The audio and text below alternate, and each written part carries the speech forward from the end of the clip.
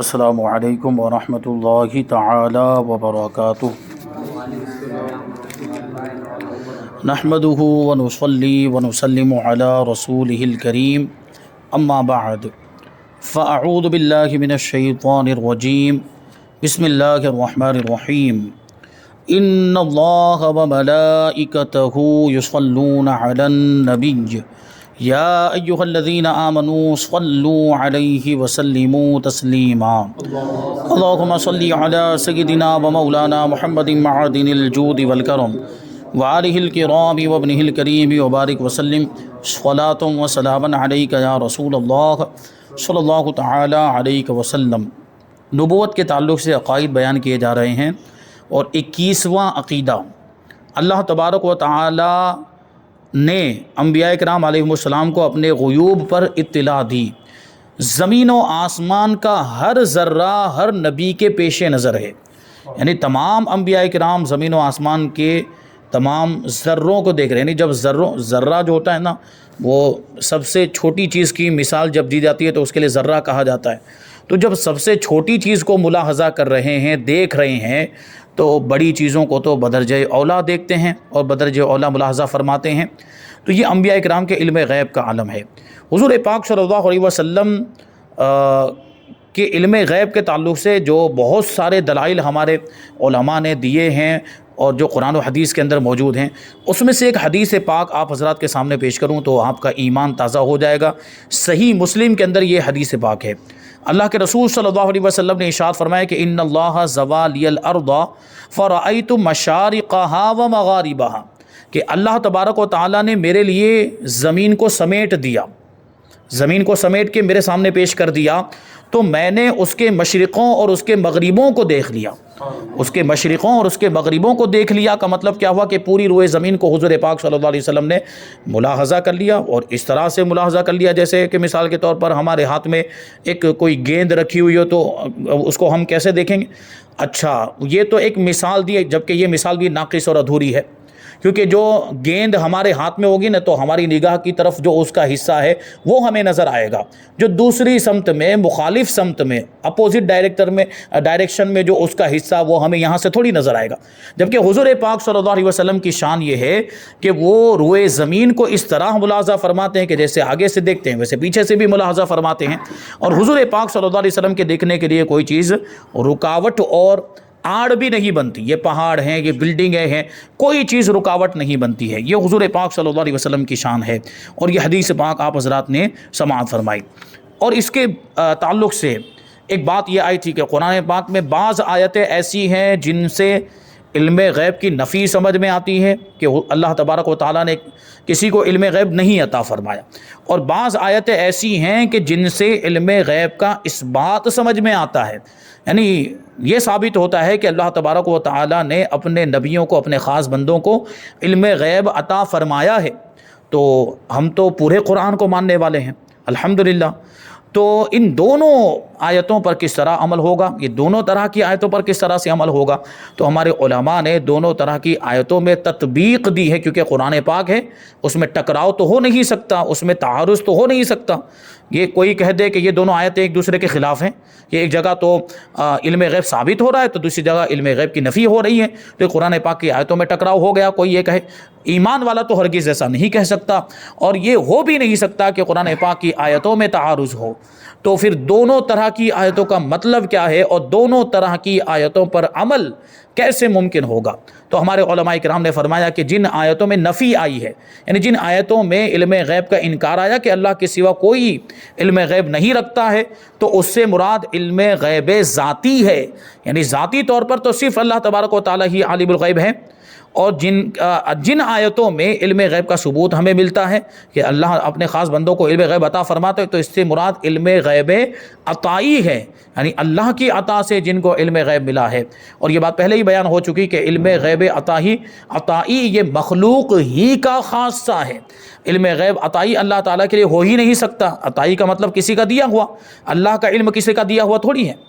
تو اب یہ جو بات کہی جاتی ہے نا کہ انبیاء کرام کے لیے علم غیب مانو، یا نبی پاک صلی اللہ علیہ وسلم کے علم غیب مانو، تو معاذ اللہ اور حضور کے درمیان برابری ہو جائے گی، تو کہاں سے برابری ہوگی؟ علم ذاتی کہاں اور علم عطائی کہاں؟ اللہ کا علم علم ذاتی ہے اور نبی پاک صلی اللہ علیہ وسلم کا علم عطائی ہے، تو برابری کیسے ہوئی؟ بلکہ یہ تو جو حقیقت ہے وہ بیان کی جا رہی ہے کہ علم ذاتی مخلوق کے لیے ہو ہی نہیں سکتا اور علم عطائی اللہ کے لیے نہیں ہو سکتا۔ جو بھی اس کے خلاف عقیدہ رکھے، یعنی جو علم عطائی اللہ کے لیے ثابت کرے وہ بھی کافر، اور جو علم ذاتی مخلوق کے لیے ثابت کرے وہ بھی کافر ہو جائے گا۔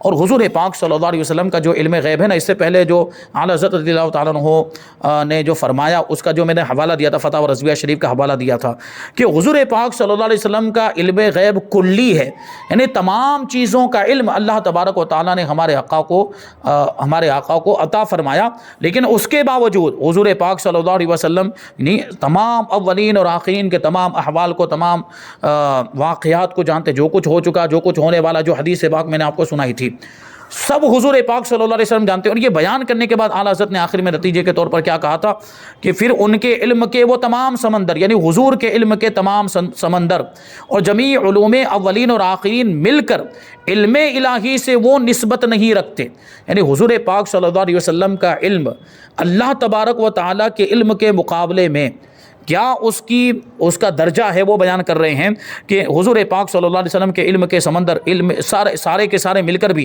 علم الہی سے وہ نسبت نہیں رکھتے جو ایک ذرہ سے قطرے کو کروڑ سمندر سے ہو۔ یعنی ایک طرف کروڑوں سمندر، یہ بھی مثال دی جا رہی ہے، سمجھانے کے لیے کہا جا رہا ہے، ورنہ اللہ تبارک و تعالیٰ کے علم کے لیے تو کوئی مثال ہو بھی نہیں سکتی۔ ایک طرف کروڑوں سمندر ہو اور دوسری طرف ایک قطرہ ہو، وہ بھی ذرا سا قطرہ ہو، تو حضور پاک صلی اللہ علیہ وسلم کا جو علم ہے، علم غیب، وہ اس قطرے کی طرح ہے، اور اللہ تبارک و تعالیٰ کا علم سمجھانے کے لیے بلا تشبیہ و تمثیل وہ کروڑوں سمندروں کی طرح، یعنی کروڑوں سمندر کے مقابلے میں جیسے ایک قطرے کی جو اس کا جو درجہ ہوتا ہے، اس کی جو کیفیت ہوتی ہے، ویسی کیفیت حضور پاک صلی اللہ علیہ وسلم کے علم مبارک کی ہے۔ تو پھر برابری کہاں سے آئی؟ یہ لوگ کہہ دیتے نہیں تو برابری کر دی، یہ تو شرک ہو گیا، حضور پاک صلی اللہ علیہ وسلم کو اللہ تک پہنچا دیا معاذ اللہ، یہ اس طرح کی باتیں کہی جاتی ہے جو سراسر ہم پر الزام ہے۔ تو الحمدللہ ہم اہل سنت و جماعت پورے قرآن کو مانتے بھی ہیں، اور پورے قرآن پر جو کتاب اللہ یعنی جو آیت احکام کی ہے، جن پر عمل کرنے کا حکم دیا گیا، ان ساری آیتوں پر ہم عمل بھی کرتے ہیں، یعنی ایسا نہیں کہ ایک کو مانا تو دوسری کو چھوڑ دیا، اس طرح نہیں۔ اور ان کے عقیدے کے مطابق ان آیتوں کو تو ماننا پایا جا رہا ہے کہ جن میں علم غیب کی نفی ہے، کیونکہ یہ مخلوق سے علم غیب کی نفی کر دیتے ہیں۔ یہ تو کہتے ہیں کہ انبیاء کرام کو علم غیب نہیں ہے، یہ تو علم غیب کا انکار کرتے ہیں، اور دلیل انہی آیتوں کو بناتے ہیں جن سے نفی ثابت ہوتی ہے۔ تو ان آیتوں پر تو یہ عمل کر رہے ہیں، لیکن جن آیتوں سے علم غیب کا اس بات ہمیں سمجھ میں آ رہا ہے اور علم غیب کا ثبوت مل رہا ہے، جن میں جو آیتیں اس سے پہلے بھی میں نے آپ حضرات کے سامنے پیش کی، تو ان آیتوں پر ان کا عمل کہاں سے ہوا؟ تو اس کے بارے میں یہاں پر قرآن پاک ہی کی ایک آیت پیش کی تھی کہ ان کا طرز عمل کیسا ہے۔ یہ یہودیوں جیسا ان کا طریقہ، کیونکہ یہودیوں کا بھی حال یہ تھا کہ توریت کی وہ آیتیں جو ان کو آسان لگتی تھی اس پر عمل کرتے تھے، اور وہ آیتیں، وہ احکام جو ان کو مشکل لگتے، دشوار لگتے، تو اس کو چھوڑ دیا کرتے تھے، اس پر عمل نہیں کرتے تھے۔ تو ان کے بارے میں قرآن مجید میں یہ ارشاد فرمایا گیا کہ افتؤمنون ببعض الکتاب وتکفرون ببعض، کہ کتاب کے بعض احکام پر ایمان لاتے ہو اور بعض کا انکار کر دیتے ہو۔ تو ان کا یہی حال تھا، یہی حال آج کل کے ان بد مذہبوں کا ہے کہ قرآن پاک کی بعض آیتیں تو مانتے ہیں اور بعض کے ساتھ کفر کرتے ہیں، یعنی بعض آیتوں کا انکار کر دیتے ہیں، بعض آیتوں کو نہیں مانتے۔ اگر پورے قرآن کو مانتے ہوتے تو وہی عقیدہ رکھتے جو اہل سنت و جماعت کا عقیدہ ہے۔ الحمدللہ ہمارا جو عقیدہ ہے نا، یہی نجات دلانے والا عقیدہ ہے، اور اس عقیدے کی روشنی میں ہم دیکھیں تو الحمدللہ ہمارا دونوں طرح کی آیتوں پر عمل ہو جا رہا ہے۔ تو کہتے ہیں وہی بات آئی کہ آیت نفی دیکھتے ہیں، نفی والی آیت، نفی سمجھ رہے ہیں آپ لوگ، جس میں انکار ہو رہا ہے علم غیب کا، کہ آیت نفی دیکھتے ہیں اور ان آیتوں سے جن میں انبیاء اکرام علیہ السلام کو علوم غیب عطا کیا جانا بیان کیا گیا ہے، ان کا انکار کر دیتے ہیں۔ یعنی ایسی بہت ساری آیتیں ہیں۔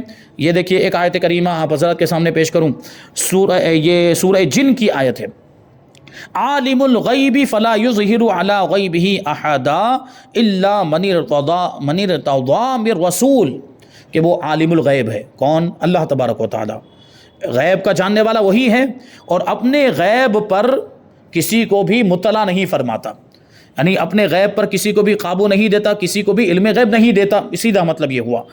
لیکن آگے دیکھیں استثناء بیان ہو رہا ہے، الا من ارتضی من رسول، مگر اپنے رسولوں میں سے جسے چاہتا ہے علم غیب عطا فرماتا ہے۔ یہ تو قرآن ہی سے ثابت ہو گیا. اب اس آیت کا کیا کریں گے یہ لوگ؟ یعنی مطلقاً جو یہ کہہ دیتے ہیں کہ انبیاء اکرام کو علم غیب نہیں، تو یہ اس آیت کریمہ سے تو ثابت ہو رہا ہے کہ اللہ تعالیٰ اپنے رسولوں میں سے جسے چاہتا ہے علم غیب عطا فرماتا ہے. تو یہ بات آ گئی، تو ان آیتوں کا انکار کر دیتے ہیں. حالانکہ نفی و اس بات دونوں حق ہیں. بات آئی کہ نفی والی آیتیں بھی حق ہیں اور اس بات والی آیتیں بھی حق ہیں، دونوں قرآن ہی کی آیتیں ہیں. اور ہمارے لیے تو پورے قرآن پر ایمان لانا لازم اور ضروری ہے کہ نفی. اچھا اب وہ جواب دے رہے ہیں کہ نفی علم ذاتی کی ہے. جہاں نفی کی گئی نا کہ اللہ ہی علم غیب جانتا ہے، اس کے علاوہ کہ اللہ ہی کو علم غیب ہے اور کسی کو نہیں ہے، تو وہاں جو نفی ہو رہی ہے وہ کون سی؟ علم ذاتی کی نفی ہو رہی ہے کہ علم ذاتی صرف اللہ کو ہے، کہ یہ خاصہ الوہیت ہے، یعنی یہ اللہ تبارک و تعالیٰ کے ساتھ ہی خاص ہے. اور اس بات عطائی کا ہے، یعنی جو ثابت ہو رہا ہے وہ کون سا علم ثابت ہو رہا ہے مخلوق کے لیے؟ وہ علم عطائی ثابت ہو رہا ہے کہ یہ انبیاء ہی کی شایان شان ہے. اور یہ منافی الوہیت ہے، یعنی علم عطائی یہ الوہیت کے منافی، یعنی اللہ تبارک و تعالیٰ کے لیے ناممکن اور محال ہے علم عطائی، جو میں نے بھی عرض کیا کہ آپ دیکھیں کہ علم عطائی کا مطلب کیا ہوتا ہے کہ کسی کا دیا ہوا. اللہ تبارک و تعالیٰ کا علم کسی کا دیا ہوا ہو ہی نہیں سکتا. اور میں نے پہلے یہ عرض کیا تھا کہ اگر اس کا علم کسی کا دیا ہوا ہو تو جس کا دیا ہوا ہے وہ اس کا محتاج ہوگا اور پھر وہ اللہ سے اوپر ہوگا، جبکہ اللہ کے اوپر تو کوئی ہے ہی نہیں، اللہ ہی سب سے بڑا ہے. تو یہ علم عطائی جو ہے نا یہ الوہیت کے منافی ہے. اور یہ کہنا کہ ہر ذرے کا علم نبی کے لیے مانا جائے تو خالق و مخلوق کی مساوات لازم آئے گی. وہ اعتراض جو یہ لوگ ہمارے اوپر کرتے ہیں کہ ہر ذرے کا علم مان لیا جائے، پورا علم مان لیا جائے، ساری چیزوں کا علم مان لیا جائے، ساری مخلوقات کا علم مان لیا جائے، تو یہ تو اللہ کے علم میں اور نبی کے علم میں برابری ہو گئی، یہ تو مساوات ہو جائے گی. یہ باطل محض ہے، یعنی بالکل بے تکی بات ہے، حقیقت سے اس کا کوئی تعلق نہیں ہے. یہ سراسر جھوٹی بات ہے کہ مساوات تو جب لازم آئے، یعنی برابری تو اس وقت لازم آئے گی کہ اللہ کے لیے بھی اتنا ہی علم ثابت کیا جائے، یعنی جتنا ہم نبیوں کے لیے مان رہے ہیں اتنا ہی علم اللہ کے لیے مانیں، تب برابری ہوگی نا. جبکہ میں نے پہلے ہی عرض کر دیا کہ نبی کو اتنا سارا علم ہے، وہ بھی ہم کون سے نبی کی بات کر رہے ہیں؟ ہم اپنے آقا کے علم کی بات کریں، امام الانبیاء کی، سید المرسلین کی. یعنی دوسرے انبیاء کرام کو بھی علم غیب ہے، لیکن ہمارے آقا کا علم غیب تو سب سے زیادہ ہے. پھر تو حضور پاک صلی اللہ علیہ وسلم کے علم غیب کی اللہ تبارک و تعالیٰ کے علم غیب کے مقابلے میں جو نسبت ہے وہ بیان ہوئی. اعلیٰ حضرت رضی اللہ تعالیٰ عنہ نے جو فتح رضویہ شریف میں لکھا وہ تو برابری کہاں سے لازم آئی؟ برابری تو اس وقت لازم آئے گی جب اتنا ہی علم اللہ کے لیے ثابت کیا جائے جتنا ہم نبیوں کے لیے مان رہے ہیں، جبکہ ہمارا عقیدہ تو یہ ہے نہیں. وہی بات آئی. اور یہ نہ کہے گا مگر کافر، یعنی یہ برابری والی بات، یا یہ کہ جتنا علم نبیوں کو حاصل ہے اتنا ہی علم اللہ کو حاصل ہے، یہ کون کہے گا؟ یہ کافر ہی کہے گا، ایمان والا کہہ ہی نہیں سکتا ہے. ذرات عالم متناہی ہیں، یعنی دنیا کے جتنے بھی ذرات، بلکہ دنیا کی جتنی بھی مخلوقات ہے، پوری دنیا، یہ سب کے سب کیا ہیں؟ متناہی ہیں. متناہی کا مطلب کیا ہوتا ہے؟ جس کی کوئی انتہا ہو، جس کی کوئی حد ہو، جس کی کوئی لمٹ ہو. اور اسی کو حادث بھی کہا جاتا ہے، جو اس سے پہلے کئی مرتبہ آ چکا ہے. تو جتنے بھی عالم کے ذرات ہیں، عالم کی جتنی بھی مخلوقات ہیں، سب کے سب متناہی ہیں. اور ہم جو نبیوں کے لیے علم مان رہے ہیں نا وہ یہی والا، یعنی تمام ذرات عالم کا. تو اب جب عالم کے ذرات کی انتہا ہے تو اس کا جو علم ہے پھر اس کی بھی انتہا ہوگی. یعنی جہاں یہ ذرات جا کے ختم ہو رہے ہیں وہیں پر جا کر نبیوں کا علم بھی ختم ہو جائے گا. تو انبیاء کرام کے علم کی ایک انتہا ہے، ہمارے آقا حضور رحمت عالم صلی اللہ علیہ وسلم کے علم کی بھی ایک انتہا ہے. یعنی اگرچہ علم غیب کلی ہے، تمام ذرات کا علم ہے، تمام مخلوقات کا علم ہے، لیکن جب تمام مخلوقات ہی کی ایک انتہا، ایک لمٹ ہے، اور تمام ذرات ہی کی ایک لمٹ اور ایک انتہا ہے، تو پھر انبیاء کرام کے علم کی بھی وہ لمٹ ہوگی، وہ انتہا ہوگی. تو ذرات عالم اور مخلوقات یہ متناہی ہیں، تو انبیاء کرام کا علم بھی متناہی ہو گیا. جبکہ پروردگار کا علم کیا ہے؟ غیر متناہی ہے، اس کی کوئی انتہا ہی نہیں. اب بتاؤ برابری لازم آئی کیا؟ ہو ہی نہیں سکتا. یعنی ذرات تو یہ انسان اور مخلوقات، دوسری کوئی مخلوقات یا انسان، یہ ذرات عالم یا مخلوقات کا علم حاصل کر سکتا ہے، لیکن اللہ تبارک و تعالیٰ کا علم تو اس سے بھی پرے ہے، تو اس کی کوئی انتہا نہیں. وہی فرمایا کہ اس کا علم غیر متناہی ہے، اللہ تعالیٰ کا علم غیر متناہی ہے، ورنہ جہل لازم آئے گا. یعنی اللہ تبارک و تعالیٰ کا، معاذ اللہ تبارک و تعالیٰ کا جاہل ہونا لازم آئے گا. کیونکہ جہاں تک عالم کے ذرات ہیں اگر اتنا ہی علم مانے تو اس کے بعد کیا ہوا؟ علم ختم ہو گیا. پھر جہاں علم ختم ہوا وہاں سے جہالت شروع ہو جائے گی، تو اللہ تعالیٰ کا جاہل ہونا لازم آئے گا. اللہ تبارک و تعالیٰ کے لیے جہل تو محال اور ناممکن ہے. وہی بات آئی کہ یہ تو محال ہے کہ خدا جہل سے پاک ہے۔ نیز ذاتی اور عطائی کا فرق بیان کرنے پر بھی مساوات کا الزام دینا صراحتاً ایمان و اسلام کے خلاف ہے۔ یعنی جب ہم یہ کہہ رہے ہیں کہ ہم نبیوں کے لیے جو علم غیب مانتے ہیں، اللہ کے خاص بندوں کے لیے جو علم غیب مانتے ہیں وہ علم غیب عطائی مانتے ہیں، اور اللہ کے لیے جو علم مانتے ہیں وہ علم ذاتی پھر بھی ہم پر برابری اور مساوات کا الزام لگایا جاتا ہے کہ یہ تو اللہ کے علم کو اور نبیوں کے علم کو برابر کر دیتے ہیں، تو یہ تو سراسر ایمان کے بھی خلاف ہے اور اسلام کے بھی خلاف ہے۔ تو کیا یہ دونوں کو برابر سمجھتے ہیں پھر؟ یعنی علم عطائی اور علم ذاتی کو برابر سمجھتے ہیں؟ اگر یہ علم ذاتی اور علم عطائی کو برابر سمجھتے ہیں تو خود کافر ہو گئے، کیونکہ دونوں میں برابری ہو ہی نہیں سکتی ہے، دونوں میں زمین آسمان سے زیادہ کا فرق ہے۔ کہ وہی کہہ رہے ہیں کہ اس فرق کے ہوتے ہوئے مساوات ہو جایا کرے تو لازم کے ممکن و واجب وجود میں معاذ اللہ مساوی ہو جائیں۔ ابھی غور کریں گے ممکن اور واجب کون ہے؟ ہم اور آپ ممکن ہیں، ہم اور آپ کون ممکن ہیں؟ یعنی ہمارا وجود ممکن ہے، ممکن الوجود ہیں، یعنی پہلے نہیں تھے بعد میں وجود میں آئے اور پھر ختم ہو جائیں گے، جو یہ حدیث کا مطلب ہوتا ہے وہی ممکن کا بھی مطلب ہوتا ہے۔ اور واجب الوجود کا مطلب کیا ہوتا ہے؟ کہ جس کا وجود ضروری ہے اور جو خود موجود ہے، جو کسی کی عطا سے وجود میں نہیں آیا ہے۔ ہم اور آپ تو اللہ کی عطا سے وجود میں آئے، جو موجود بالذات ہے وہ پروردگار ہے، تو وہ واجب الوجود۔ اس کا یہ واجب الوجود کا مطلب یہ ہوا کہ خود سے موجود ہے، اور ہم اور آپ اللہ کی عطا سے وجود میں آئے ہیں، تو ہم ممکن ہیں اور اللہ تعالیٰ واجب الوجود، ہم ممکن الوجود ہیں، اللہ تبارک و تعالیٰ واجب الوجود ہے۔ تو اگر یہ دونوں فرق اس کو ختم کر دیا جائے، عطائی اور ذاتی کا فرق ختم کر دیا جائے، تو ممکن اور واجب دونوں وجود میں بھی برابر ہو جائیں گے معاذ اللہ۔ یعنی ہمارا وجود بھی وہی اور اللہ کا وجود بھی وہی، سیم، دونوں یہ ماننا لازم آئے گا، جبکہ یہ تو کفری عقیدہ ہے، ہو ہی نہیں سکتا۔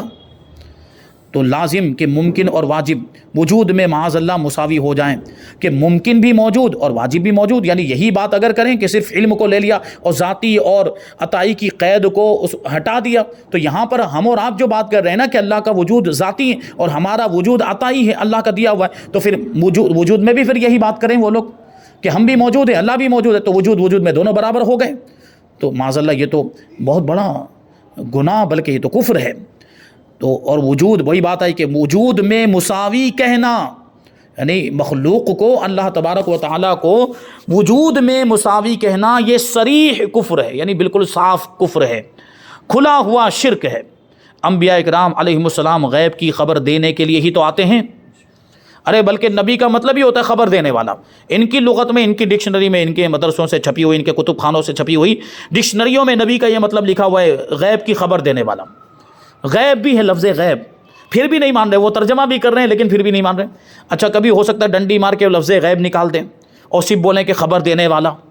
نبی کا معنی خبر دینے والا تو ان کو کرنا ہی پڑے گا، ورنہ ان کی ڈکشنری جھوٹی ہو جائے گی، ڈکشنری جھوٹی ہو جائے گی۔ اور وہ کیسے کر سکتے ہیں جب ڈکشنری لکھی ہے تو جو معنی ہے عربی زبان کے اعتبار سے جو بنتا وہ تو لکھنا ہی پڑے گا ان کو، تو مجبوری میں لکھ تو دیا، پھر پھنس گئے۔ خبر دینے والا، اگر غیب نکال بھی دیں تو نبی کا معنی اور مطلب اتنا تو ضرور ہوگا کہ خبر دینے والا۔ اب پوچھو کس کی خبر دینے والا ہے؟ بریانی کی خبر دینے والا یا پلاؤ کی خبر؟ نبی اس کے لیے آتا ہے کیا؟ نبی اللہ کے بارے میں بتانے کے لیے آتا ہے، اللہ کی ذات و صفات کے بارے میں خبر دینے کے لیے آتا ہے۔ اب بتائیے اللہ اور اس کی ذات و صفات غیب ہے کہ نہیں ہے؟ تو غیب کی خبر دینا خود ہی، جنت کے بارے میں نبی بتاتا ہے، دوزخ کے بارے میں نبی بتاتا، تو جنت اور دوزخ کو ہم نے دیکھا ہے، تو یہ علم غیب نہیں تو اور کیا ہے؟ تو ان کی لغت سے، ان کی کتابوں سے خود ہی ثابت کہ نبی آتا ہی ہے غیب کی خبر دینے کے لیے۔ انبیاء کرام علیہم السلام غیب کی خبر دینے کے لیے ہی آتے ہیں کہ جنت و نار، یعنی جنت اور دوزخ، حشر و نشر، یعنی مرنے کے بعد دوبارہ زندہ کیا جائے گا، میدان محشر میں جمع کیا جائے گا، اٹھایا جائے گا، یہ سارے واقعات کیا ابھی ہمارے سامنے ہیں؟ یہ مستقبل کے واقعات ہیں، آنے والے زمانے میں ہوں گے، قیامت قائم ہو جانے کے بعد یہ سب ہوگا۔ ہمیں تو کچھ بھی نہیں پتہ، یہ سب ہمارے لیے غیب ہے۔ اور نبیوں نے، ہم یہ عقیدہ کیوں رکھ رہے ہیں کہ قیامت قائم ہوگی، میدان محشر میں سب جمع ہوں گے، حساب و کتاب ہوگا، اور جو جنتی ہیں وہ جنت میں پہنچ جائیں گے، جو جہنمی ہے وہ جہنم میں جائیں گے، سب کچھ ہوگا۔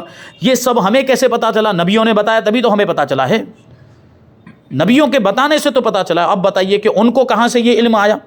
یہ اللہ نے علم عطا فرمایا، یہ یقیناً علم غیب ہے، یہ اللہ نے انہیں عطا فرمایا۔ یعنی اگر یہاں پر یہ کہہ دیں کہ وہ تو اللہ نے عطا فرمایا اس لیے انہوں نے بتایا، تو ہم دوسرا اور کیا بول رہے ہیں؟ ہم کون سی بات کریں گے؟ وہی تو بات کر رہے ہیں کہ انبیاء کرام کا جو علم غیب ہے وہ عطائی ہے، یہی تو بات ہم بار بار دہرا رہے ہیں۔ اور وہ ماننے کے لیے تیار نہیں ہے۔ تو یہ دیکھیے انبیاء کرام غیب کی خبریں دینے کے لیے آتے ہیں کہ جنت و نار، حشر و نشر و عذاب و ثواب، یہ غیب نہیں تو اور کیا ہے؟ کہ عذاب دیا جائے گا نافرمانوں کو، کافروں کو جہنم کے عذاب میں مبتلا کر دیا جائے گا، اور جو نیک لوگ ہوں گے ان کو ثواب دیا جائے گا، ان کے اچھے اعمال کا ثواب دیا جائے گا۔ یہ سب غیب ہے۔ ان کا منصب ہی یہ ہے، یعنی انبیاء کرام کا منصب ہی یہ ہے کہ وہ باتیں ارشاد فرمائیں جن تک عقل و حواس کی رسائی نہ ہو، جن تک عقل نہ پہنچ سکتی ہو، اور حواس کے ذریعے سے جو سکس سینس ہوتے ہیں نا انسان کے جسم میں، جیسے کہ سونگھنے کی طاقت، سننے کی طاقت، دیکھنے کی طاقت، اور جسم کے اندر پورے چھونے محسوس کرنے کی طاقت، یہ سینس ہوتے ہیں، ان کو حواس سے خمسہ کہا جاتا ہے۔ ہاں 5 سینس ہوتے ہیں، وہ 6 سینس تو وہ الگ بات ہو جاتی ہے۔ تو 5 حواس سے خمسہ، تو ان کے ذریعے سے جن مطلب چیزوں کا علم حاصل ہوتا ہے وہ تو ہر کسی کو ہو سکتا ہے۔ انبیاء کرام کے پاس جو علم ہوتا ہے نا، وہ عقل سے بھی، جہاں تک عقل بھی نہ پہنچ سکتے، وہ عقل سے بھی بڑا ہوتا ہے، اور حواس کی بھی جہاں تک رسائی نہیں ہوتی، اور اسی کا نام تو علم غیب ہے۔ اولیاء کرام کو بھی علم غیب عطائی ہوتا ہے، مگر بواسطہ انبیاء کے، یعنی انبیاء کرام کے علم غیب کا تو ثبوت آپ حضرات نے ملاحظہ فرما لیا قرآن و حدیث سے۔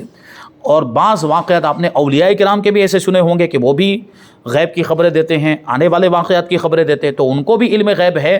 اور یہ بھی ہمارا عقیدہ کہ اولیاء کرام کو بھی، بعض اولیاء کرام کو اللہ تبارک و تعالیٰ علم غیب عطا فرماتا ہے، اور یہ نبی کے وسیلے سے۔ اور صرف علم غیب ہی نہیں، اولیاء کرام کو جتنے بھی کمالات اور جتنی بھی خوبیاں یا جتنی بھی کرامتیں ملتی ہیں، وہ نبی کے واسطے اور وسیلے سے ہی ملتی ہیں۔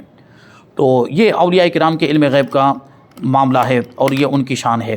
ایک اور عقیدہ دیکھیے، فرماتے ہیں کہ انبیاء کرام تمام مخلوق، یہاں تک کہ رسول ملائکہ سے بھی افضل ہیں، یعنی عام فرشتوں سے تو افضل ہے ہی نبی۔ جو فرشتوں میں رسول کہے جاتے ہیں، جیسے کہ حضرت جبرائیل علیہ السلام، حضرت میکائیل علیہ السلام، یہ فرشتوں کے رسولوں میں شمار ہوتے ہیں، تو انبیاء کرام رسول ملائکہ سے بھی افضل ہیں۔ یعنی جب آپ سوچیں کہ جب ملائکہ میں جو رسول ہیں ان سے افضل ہیں، تو دوسرے فرشتوں سے افضل نہیں ہوں گے، بدرجہ اولا افضل ہوں گے۔ اور فرمایا کہ ولی کتنا ہی بڑے مرتبے والا ہو، کسی نبی کے برابر نہیں ہو سکتا۔ ولی چاہے کہ جیسے غوث ہو جائے، قطب ہو جائے، ابدال ہو جائے، کچھ بھی ہو جائے، لیکن نبی کے مرتبے تک نہیں پہنچ سکتا۔ جو کسی غیر نبی کو کسی نبی سے افضل یا برابر بتائے وہ کافر ہے۔ کیونکہ وہی بات ہے نا، عقیدہ یہ ہے کہ نبی سب سے افضل ہوتا ہے، اور نبی سے افضل کوئی نہیں ہو سکتا۔ اب یہاں پر جو ایک چیز ہے نا، جو آج کل بہت زیادہ چل رہی ہے، اور اس کو یہ چھپایا بھی جاتا ہے، وہ شیعہ اور رافضی لوگ، ان کا یہ جو تقیہ بازی ہے نا، تقیہ، یہ تو ان کے مذہب کا بہت اہم حصہ ہے، کہ اصل بات چھپائیں گے اور اوپر سے کچھ چیز بتائے لوگوں کو گمراہ کرنے کے لیے۔ تو ایک چیز انشاءاللہ اس کو ہم آئندہ درس میں شامل کریں گے۔ یہ حضرت علی رضی اللہ تعالیٰ عنہ کے تعلق سے کہتے ہیں نا کہ وہ جو حدیث پاک، یقیناً اس حدیث پر تو ہمارا ایمان ہے، من کنت مولاہ فعلی مولا، کہ میں جس کا مولا تو علی اس کے مولا۔ اس سے حضرت سیدنا صدیق اکبر، حضرت مولا کائنات علی شیر خدا رضی اللہ تعالیٰ عنہ کی ولایت ثابت کرتے ہیں۔ تو یقیناً ولایت تو ثابت ہو رہی، لیکن ولایت کے تعلق سے ان کا عقیدہ کیا ہے وہ ہمیں ملاحظہ کرنا ہے۔ کوئی ولی، آپ نے اہل سنت و جماعت کا عقیدہ، تو ہمارا عقیدہ تو یہ ہے، سماعت کیا جو آپ نے، کہ ولی چاہے کتنے بھی بڑے مرتبے والا ہو جائے، نبی کے برابر نہیں ہو سکتا۔ لیکن اب وہ ولایت کو کیا مانتے ہیں وہ ہمیں سماعت کرنا ہے، انشاءاللہ اس کو ہم آئندہ درس میں شامل کریں گے۔ اللہ تبارک و تعالیٰ کی بارگاہ میں دعا ہے کہ جو کچھ بھی بیان ہو اس پر ہم سب کو عمل کرنے کی توفیق عطا فرمائے۔ وما علینا الا البلاغ۔ السلام علیکم۔